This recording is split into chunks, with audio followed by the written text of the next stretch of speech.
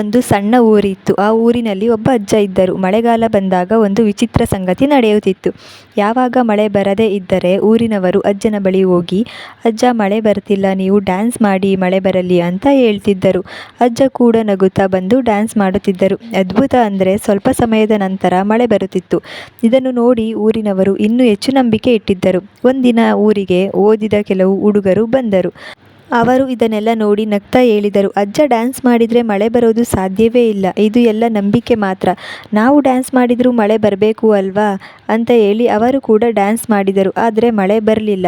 ಅವರು ಊರಿನವರ ಕಡೆ ನೋಡಿ ಹೇಳಿದರು, ನೋಡಿ ಮಳೆ ಬರಲಿಲ್ಲ, ಅಜ್ಜ ಡ್ಯಾನ್ಸ್ ಮಾಡಿದರೆ ಮಳೆ ಬರುವುದು ಸುಳ್ಳು. ಅದನ್ನು ಕೇಳಿದ ಅಜ್ಜ ಸಣ್ಣ ನಗು ಮಾಡಿ ಹೇಳಿದರು, ನೀವು ಒಂದು ದಿನ ಮಾತ್ರ ಡ್ಯಾನ್ಸ್ ಮಾಡಿದ್ದೀರಿ, ಆದರೆ ನಾನು ಏನು ಮಾಡ್ತೀನಿ ಗೊತ್ತಾ, ಮಳೆ ಬರೋವರೆಗೆ ಡ್ಯಾನ್ಸ್ ಮಾಡ್ತೀನಿ. ಆ ಮಾತು ಕೇಳಿ ಎಲ್ಲರೂ ಒಂದು ಕ್ಷಣಕ್ಕೆ ಮೌನವಾಗಿ ಬಿಟ್ಟರು. ಆ ದಿನ ಊರಿನವರು ಒಂದು ದೊಡ್ಡ ಪಾಠ ಕಲಿತರು. ಜೀವನದಲ್ಲಿ ಯಾವ ಗುರಿಯಾದರೂ ಆಗಲಿ, ಅದನ್ನು ಅರ್ಧದಲ್ಲಿ ಬಿಡಬಾರದು. ಗುರಿ ತಲುಪುವ ತನಕ ಪ್ರಯತ್ನ ಮಾಡುತ್ತಿರಬೇಕು ಅಷ್ಟೇ, ಆವಾಗ ಸಕ್ಸಸ್ ನಮ್ಮದಾಗುತ್ತದೆ.